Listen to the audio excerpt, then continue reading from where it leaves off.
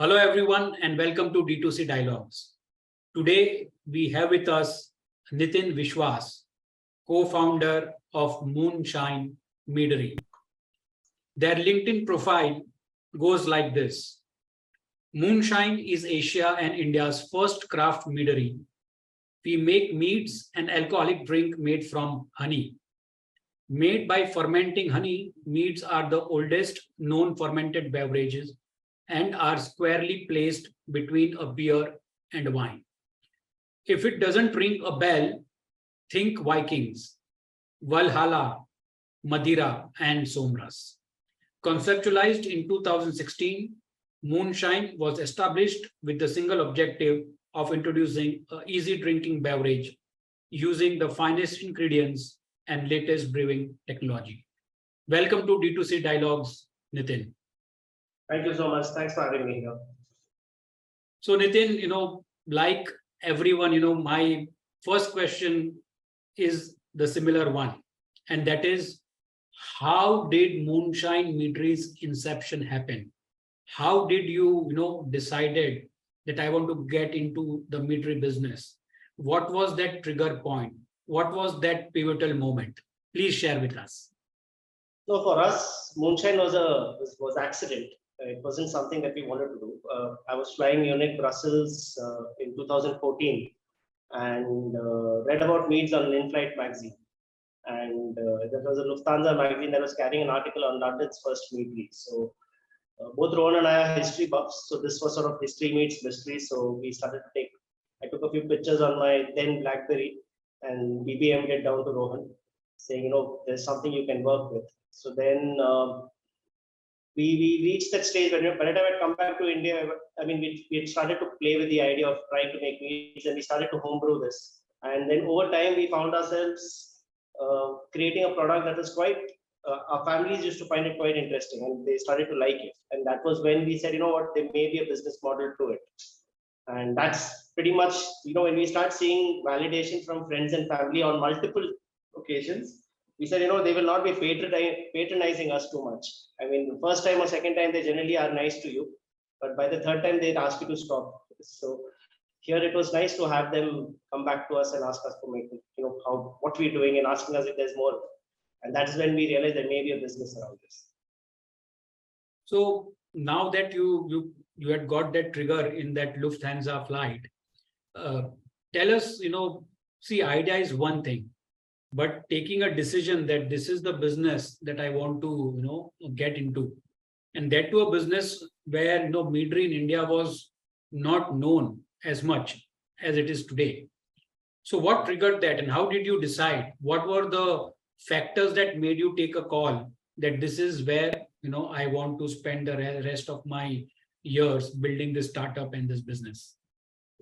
So I think meadery in India even today is not known. It's still a very unknown product and an unknown category. I think it was just that sudden realization that when we were doing all our taste trials, that India as a nation actually likes sweeter alcohol, right? I remember somebody telling me that I don't drink all these beers and wines. I like to only drink spirits. And I said, what do you drink? He's like, I drink whiskey.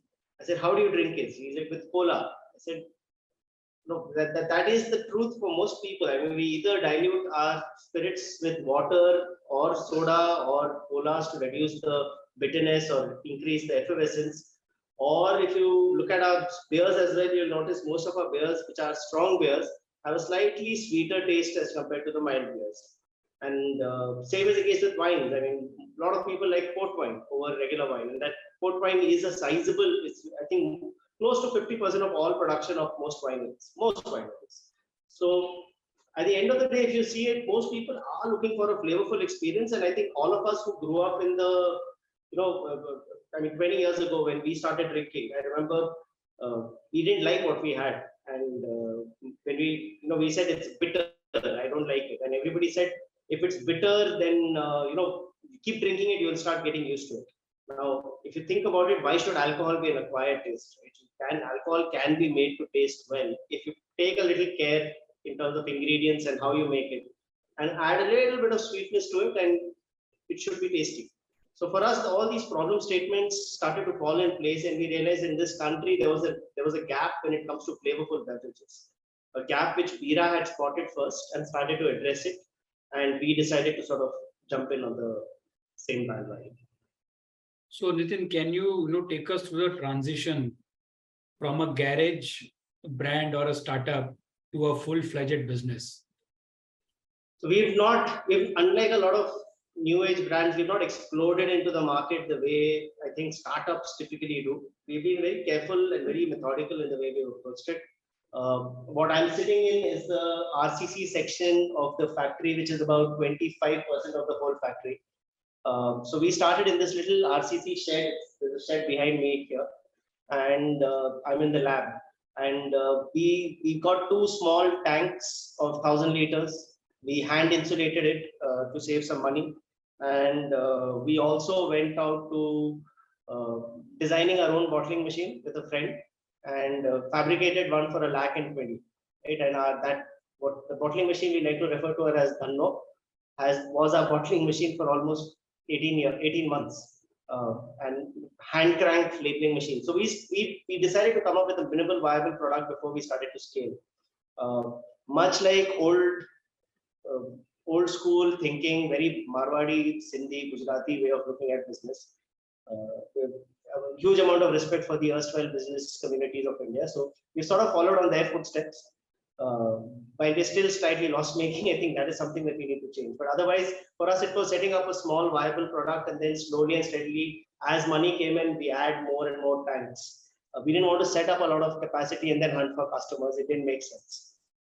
Now we have a fully automated setup. It's a completely mechanized bottling and system that we have. But early days, it was all manual, and it allowed us to also test the product, experiment with the product. You had said initially, one of the major challenges that you had faced was in the area of obtaining the licenses. Yes. And how did you navigate the whole regulatory landscape? Because this product, I don't think so, had a license. No, this product didn't have a law. So when we first approached Maharashtra state said that there's no law that allows fermentation of honey, and anywhere in the country, not just in Maharashtra. But we knew that globally this product classified as a wine, and Maharashtra has been has been at the forefront of wines in India. So the state government was also very willing to speak to us, and I think it took us about 3.5 years. It was a lot of patience, but surprisingly, the bureaucracy was actually helpful. I mean, they knew that both of us didn't come from a business background. They knew that both of us didn't come from wealth. They knew that we were passionate young folks were trying to do something different. So they supported us in a very big way, and in fact, they guided us. But it required my co-founder to quit his job completely and settle in Pune and work with the state governments to get this thing through. But it took 3 years of everyday visits, everyday discussions to rewrite the law. We also found support from two like-minded individuals who have also set up their own meadery in Nashik. But the four of us sort of nudged the government to create this new law. And this new law after we got the law, we applied for the license and got our license. But this entire process took about 3.5 years. And thankfully today, multiple state governments have now copied that law. So you've got mead making laws in UP and Karnataka, like two of the biggest honey producing states in the country. So it's nice to see that law now being used in multiple other states. Telangana is also working on a similar law. So it's good. I mean, what started off as a attempt to get something rewritten has hopefully going to change the Indian alcohol landscape in the future. So where are you currently, selling your product from a sales and a distribution perspective? Is it honey-oriented states where honey is more produced? No, actually, the category is new, the product is new. So we have largely focused on pushing it in markets where early adopters are sitting. So Maharashtra, that means Bombay, Pune, Karnataka, that means Bangalore, Mysore, and up in Gurgaon. These are Haryana, Gurgaon. These are our main markets, and of course, Goa. So these are our sort of 4 main states that we are present in. We are also present in a very small capacity in Rajasthan, UP, and Himachal. But in the recent past, as of the start of this academic year, financial year, we've also launched in UAE, Australia, and New Zealand. UAE in a big way, we're doing well there. Australia and New Zealand are still early days. So Nitin, how do you think that mead stands out from the other beverages, in the industry? And what So is mead the acceptance of the Indian consumer as far as meadery is concerned? So it's still a new category. We're still building it. We're still getting accepted. But what we have realized is the real metric is how many people come back for the product. So, once in the alcohol parlance, we use something called LOL, or liquid on lips. Right? The more liquid on lips you get, the better you know whether your liquid is going to work or not. So for us, when we sample 5 people, we know that 2 will come back, 2 or 3 will come back for the product. For us, that's a very big hit rate. And we've been growing, we've been doubling year on year for the last 3 years. We've also been adding therefore capacity. In fact, we added 4 to 5x capacity at the end of last calendar year. And the brand is, it's getting accepted across businesses. Retail is one of the biggest pickups for us because restaurants sometimes find us taking away their margins because they would rather make a guava chili gin than a guava chili mead.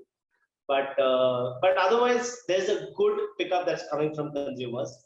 More importantly, I think the way we make a product is very important. It's true to the times that we are in. We are a sustainable beverage. As a category, it's not moonshine. It's just mead as a category is sustainable because you're not telling the farmer to not grow an agricultural produce, right? You're not telling the farmer stop growing wheat or stop growing this grain, but grow grapes for me or grow barley for me. The farmer can grow whatever the farmer wants to grow. But if they put bee boxes in the farm, their crop yield goes up, their quality of their yield goes up, and they get a secondary source of income by sale of honey. So, and even at the meadery, we come under the orange zone, and there is no problem when it comes to the kind of refuse that we have from the factory. There's no heating. There's no heating involved at all. And more importantly, there is no all the fruits that we use are all natural. So everything gets composted and then we give it away to farmers around. So if you look at it, the process is extremely energy efficient. The process is completely natural. We buy fruits from a mandi or from a farmer cooperative, and all our honey comes from honey beekeepers and aggregators of honey across the country again. So they're a very sustainable form of alcohol, and I think with this climate change, you can see it outside you. So I think this is more and more important that we safeguard our food chain, and the only way to safeguard food chain is to safeguard the bees, because they are the ones who contribute to cross-pollination. So if you just mentioned about the whole supply part of it, so from which all states do you source your products? So your main ingredient would be honey. So our honey comes from Maharashtra, it comes from Karnataka, it comes from Uttarakhand, it comes from UP, and it comes from Rajasthan. These are the main 5 states. But we are also getting little bits from Madhya Pradesh in the recent past. And we are now trying to actively tap Northeast. Because India has some very good honey. Unfortunately, we don't know how to consume honey. Per capita consumption of honey is 30 grams in this country, and the global average is 700. So we are really poor in terms of consumption. So for us, the whole idea is, find an alternate way to consume honey quickly, and turning it into wine and selling it is the fastest way you can do that. So now that the product is ready, how do you compare the popularity amongst your customers, or let's say amongst Indians vis-a-vis, globally?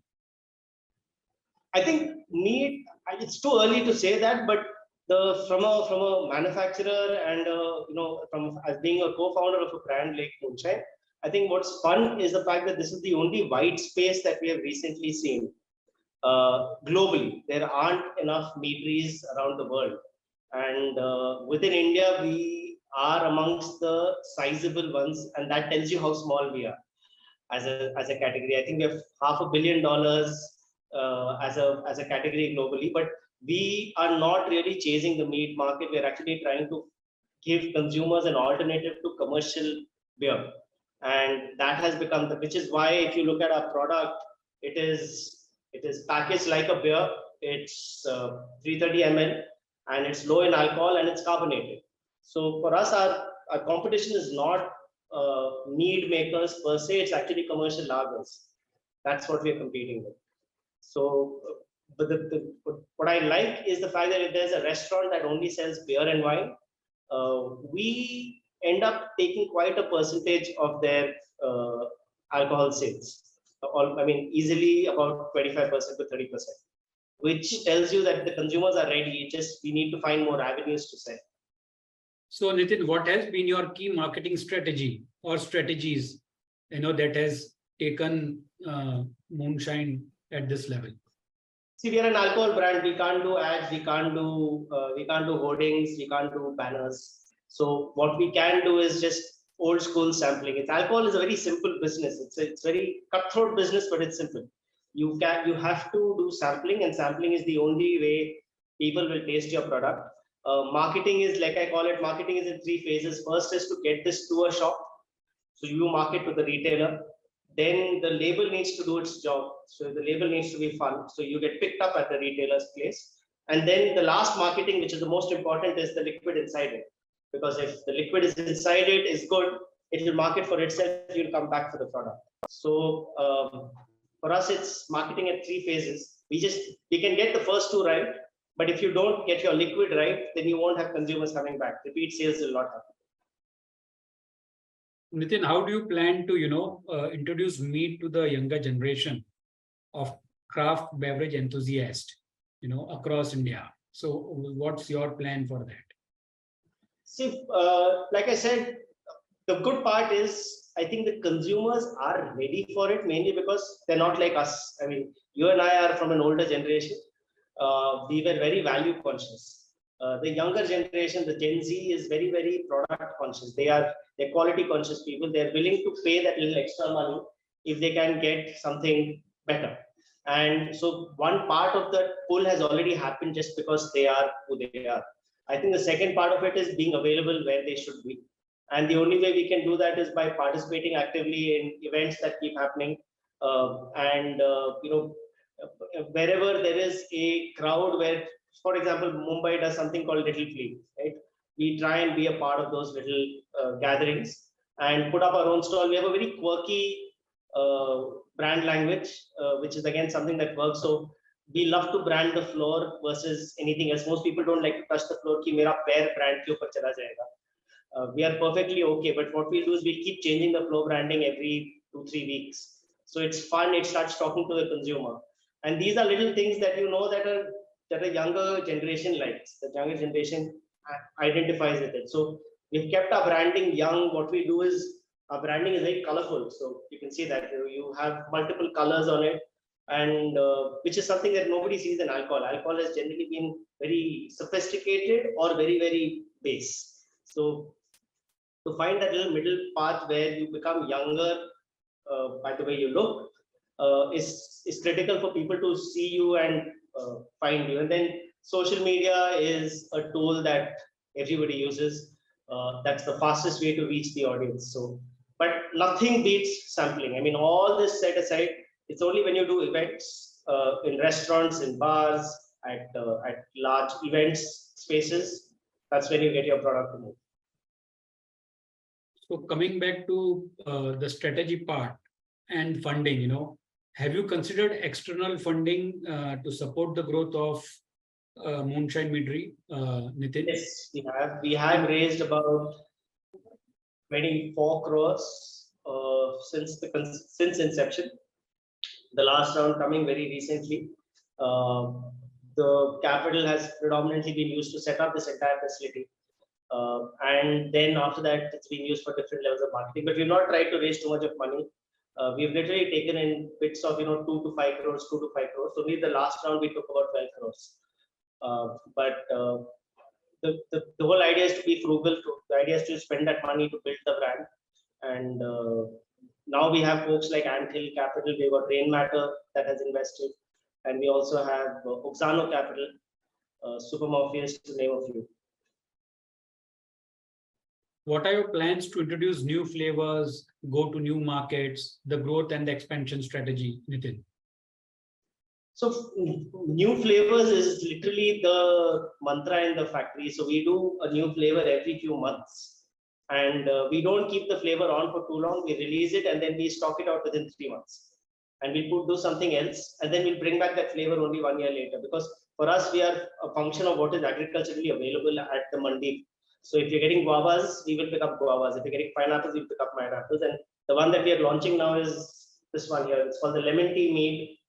We've teamed up with Badam tea, and we bought about 200 kilos of lemons to make 3,000 liter batch. So that's going to be out in the market in another couple of weeks. In fact, within a week from now. And so that's going to be the new joining. But we keep this is a part of our culture. We call it mead labs. So we're coming up with something new that we've generated in the lab, and we put it in the market, get consumer feedback. So Nitin, what are the key lessons that you have learned?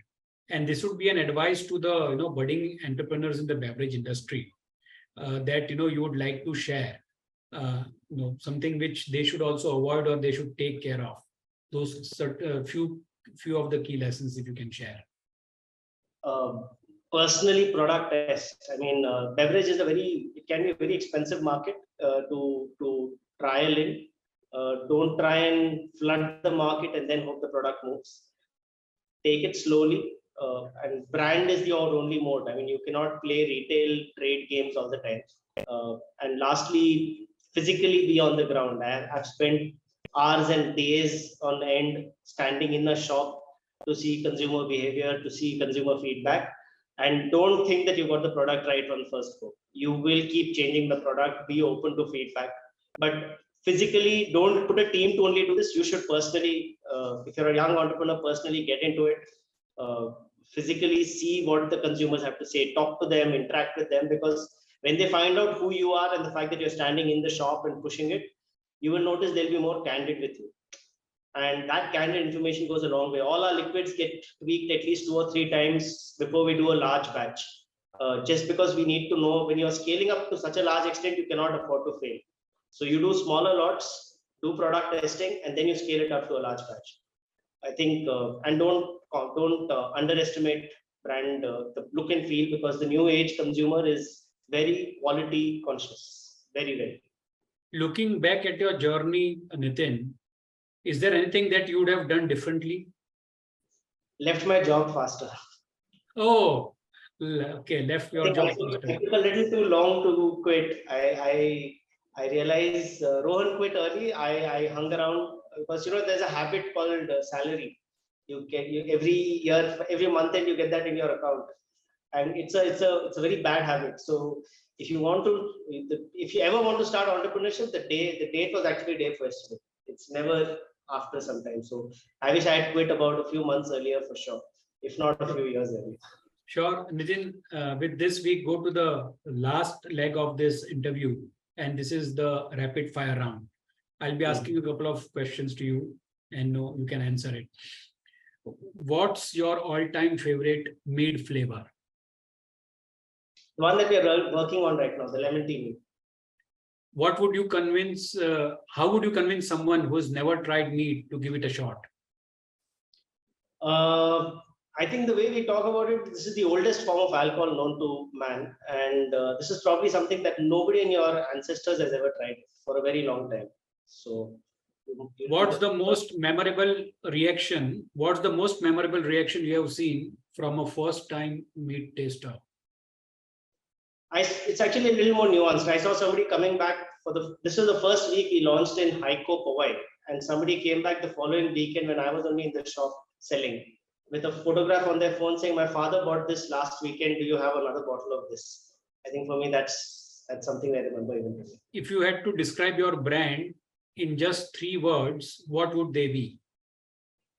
4 words: drink better, not bitter. Think better, not bitter. Okay. Think better, not bitter. Okay. If you could give one piece of advice to your past self when starting the meadery, what would it be? Start earlier. Start when you're younger. Start earlier, start younger. If you had to pick a celebrity to be the face of Moonshine Meadery, who would it be?